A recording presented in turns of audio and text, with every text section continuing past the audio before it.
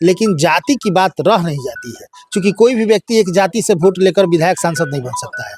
आपको क्या लगता है? ये बात बिल्कुल सत्य है कि कोई भी व्यक्ति एक वो जाति से कभी भी नेता नहीं बन सकता है। अब रहा सवाल कि जातिगत भावना जो है, इसका जन्म 1977 में हुआ। कर्पूरी ठाकुर जब अलायंस के मुख्यमंत्री बने थे, उन्होंने महाविष्णु यज्ञ किया। कौन यज्ञ? जाति रूपी महाविष्णु यज्ञ। और उस यज्ञ में सभी जाति के नेताओं को निमंत्रण दिया गया और हमारे जैसा ग्रामीण व्यक्ति को भी निमंत्रण दिया गया और जाति पूछ के पूरी बांटा गया, प्रसाद बांटा गया। आप कौन जाति हैं? तो हम महतो जी हैं, तो इनको 5 पूड़ी दे दिया जाए। आप कौन है? तो हम किसनौ थे, इनको 8 पूड़ी दे दिया जाए। इस तरह से किसी को 8 पूड़ी, किसी को 5 पूड़ी, किसी को 13 पूड़ी दे करके तसल्ली दे गई। भंडार में कुछ था नहीं, भंडार में कुछ था नहीं, कुछ था नहीं। वही महाविष्णु यज्ञ का प्रभाव आज तक चल रहा है।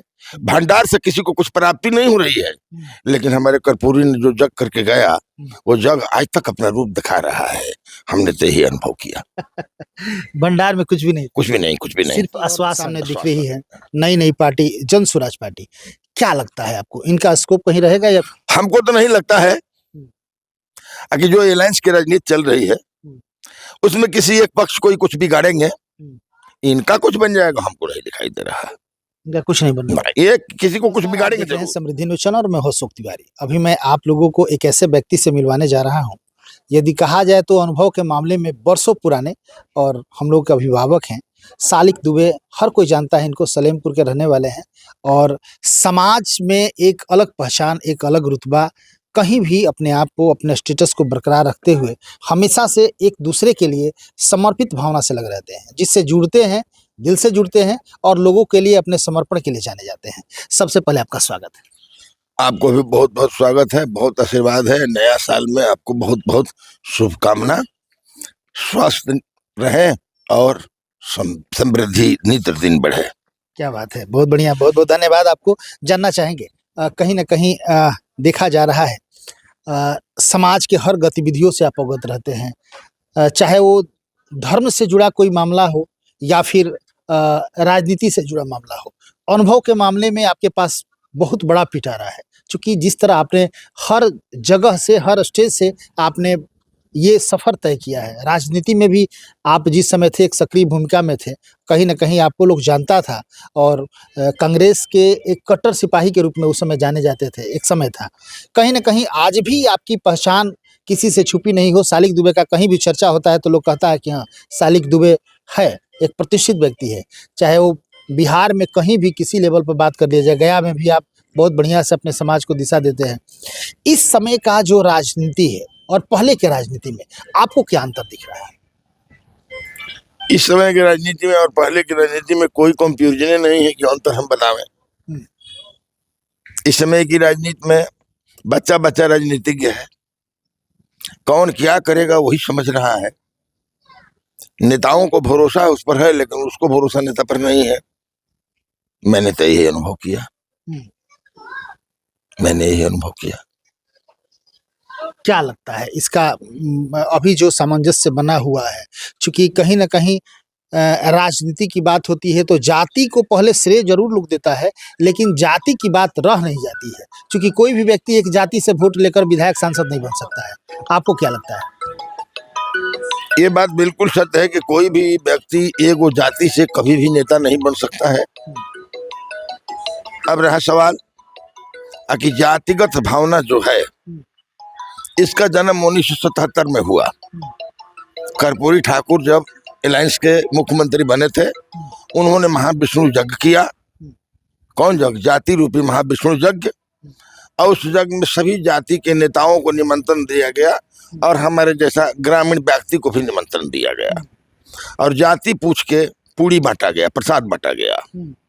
आप कौन जाति हैं? तो हम महतो जी हैं, तो इनको 5 पूड़ी दे दिया जाए। आप कौन है? तो हम किसनौ थे, इनको 8 पूड़ी दे दिया जाए। इस तरह से किसी को 8 पूड़ी, किसी को 5 पूड़ी, किसी को 13 पूड़ी दे करके तसल्ली दे गई। भंडार में कुछ था नहीं, भंडार में कुछ था नहीं, कुछ था नहीं। वही महाविष्णु यज्ञ का प्रभाव आज तक चल रहा है। भंडार से किसी को कुछ प्राप्ति नहीं हो रही है, लेकिन हमारे कर्पूरी ने जो जग करके गया, वो जग आज तक अपना रूप दिखा रहा है। हमने तो यही अनुभव किया। भंडार में कुछ भी नहीं, कुछ भी नहीं, कुछ भी नहीं, सिर्फ आश्वासन, आश्वासन, और वही आश्वासन अभी भी चल रहा हाँ, चल रहा है। लेकिन इधर है।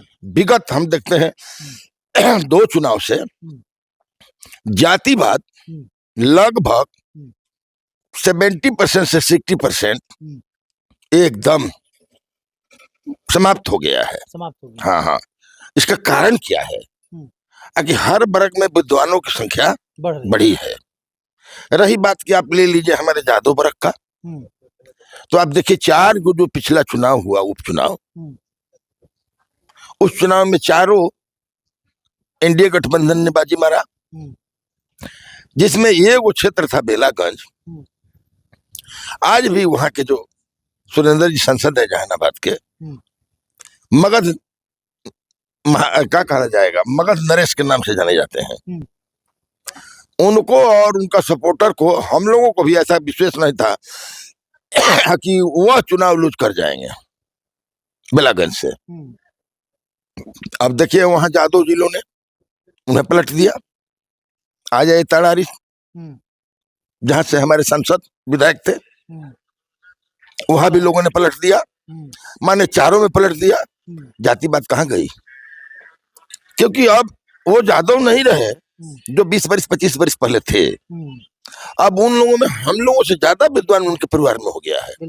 उसकी भी सोच बहुत ऊंच हो गई है। आज जो हम लोग सपना देख रहे हैं, उससे कम वो लोग सपना नहीं देख रहे हैं। अब वो समझ रहे हैं कि किस तरह के नेता का चुनाव करने में हमारा समाज और हमारा बिहार और हमारा देश विकास करेगा। हमें उम्मीद है कि आने वाला 10 साल में जातिवाद बिल्कुल समाप्त हो जाएगी। वर्कवाद चलेगा मेरे बाबू, वर्कवाद चलेगा, वर्कवाद चलेगा, निश्चित वर्कवाद चलेगा। अच्छा, एक पार्टी और सामने दिख रही है, नई नई पार्टी, जन स्वराज पार्टी। क्या लगता है आपको, इनका स्कोप कहीं रहेगा या फिर इसी? हमको तो नहीं लगता है कि जो अलायंस की राजनीति चल रही है उसमें किसी एक पक्ष को ही कुछ बिगाड़ेंगे, इनका कुछ बन जाएगा, हमको नहीं दिखाई दे रहा। इनका कुछ नहीं बनना, ये किसी को कुछ बिगाड़ेंगे जरूर। अब किसको बिगाड़ेंगे वो पार्टी जाने। मैं भी एक पार्टी का पसंगा हूँ।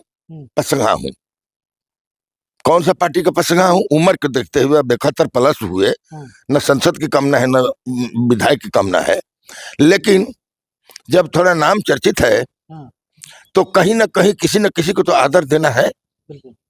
तो हमें दिखाई दिया ये रामविलास का बेटा, आगे 6 को सांसद लेके रामविलास जी आए। पारस जी अगर उनके भाई नहीं होते, जीवन में संसद नहीं होते और कैबिनेट मंत्री की बात तो अलग छोड़ दिया जाए, लेकिन उन्होंने जो अपना परिचय दिया कि 5 को संसद फोड़ के अब भतीजा राम को अकेला छोड़ दिया। हमने क्या देखा उस भतीजा में कि ब्राह्मण क्षत्रिय शूद्र वैश्य 4 को वर्ण होता है, चारों वर्ण से परिपक्व लड़का दिखाई दिया। और ऐसा कोई वाणी नहीं बोला कि बिहार की जनता और भारत की जनता बोले कि पारस को ऐसा नहीं बोलना चाहिए था, चिराग को ऐसा नहीं बोलना चाहिए था। ऐसा कोई व्यवहार नहीं किया कि हमारी बिहार और भारत की जनता बोले कि चाचा के साथ ऐसा इनको व्यवहार नहीं करना चाहिए था। ये बाबू, ये बुढ़ापा में हम उस पर फिदा हो गए। हमारे सर्किल के करीब करीब 80% लोग उसको पसंद किए और हम सभियों को बुलाहट हुआ। हम लोगों ने गया पाटलिपुत्रा कृष्णापुरी उनके कार्यालय पर जाकर के हमने आशीर्वाद दिया। हम बोला कि हम बड़े प्रसन्न हैं, हमारे ब्राह्मण क्षेत्र में इस संस्कार के लड़का नहीं पाए जाते हैं। आप रामधारी सिंह दिनकर के 1 नंबर के भक्त हैं। रामधारी सिंह दिनकर का एक है कि कर्मवीर शीर्षक लिखे हैं कि देखकर बधा बहु विघ्न घबराते नहीं, रह भरोसे भाग के दुख भोग पछताते नहीं, काम कितनाऊ हो किंतु अकुताते नहीं, भीड़ में चंचल बने जो वीर दिखलाते नहीं, हो गए ज्ञान में उनके बुरे दिन भी भले, सब जगह सब काल में वही मिले फले फिले। तो हम बोले बेटा तू भारत का सूरज है, तेरी सारी कामना पूरी होगी अगर यही धारणा रही तो हमने कहा जे कुछ तो लेना पड़ेगा। हमने कुछ नहीं लेना पड़ेगा क्योंकि अब हम काम के आदमी नहीं रह गए हैं, दौड़ धूप हमसे होगा नहीं, एजेड हो गए। बोला बस एगो जामवंत के रूप में हमारे यहाँ रही है, तो हमको सेल का उपाध्यक्ष लेबर सेल का प्रदेश का बना दिया गया है। हम नाम के लिए हैं, काम के लिए अब नहीं रह गए हैं, लेकिन हम वहीं से जुड़े हैं अभी तत्काल। क्या बात है, बहुत सुंदर। तो आप देख रहे हैं, बहुत ही बढ़िया प्रखर समाज सेवी के रूप में जाने जाते हैं और एकदम जो भी दिल में आता है खुल के बोलते हैं। सालिक दुबे जी हैं, समाज में एक अलग पहचान है, अलग तेवर, अलग मिजाज के लिए जाने जाते हैं। आपने देखा अपने तमाम चीज़ों को किस तरह परोसने का इन्होंने काम किया। तो कहीं न कहीं इनसे मिलते हैं तो बहुत सारी चीज़ें सीखने को मिलती है। हमें लगा कि नहीं, अब तक इनकी बातों को पहुँचाया जाए। नया साल था और नया साल का शुभकामना भी लेना था, संयोग से मुलाकात हो गई। चलिए, समय देने के लिए बहुत-बहुत धन्यवाद। भाई, नया साल की शुभकामना में बिहार और भारत के सभी मानव प्राणियों को मेरे तरफ से बहुत बहुत शुभकामना है। आने वाला साल मंगलमय हो। आपको भी बहुत-बहुत धन्यवाद और नया साल आपके लिए भी सुखमय शांति लाए। लगातार खबरों के साथ बने रहे, फिर कुछ अपडेट होता है तो समृद्धि न्यूज़ चैनल पर आप लोग को दिखाया जाएगा। बहुत-बहुत धन्यवाद। थैंक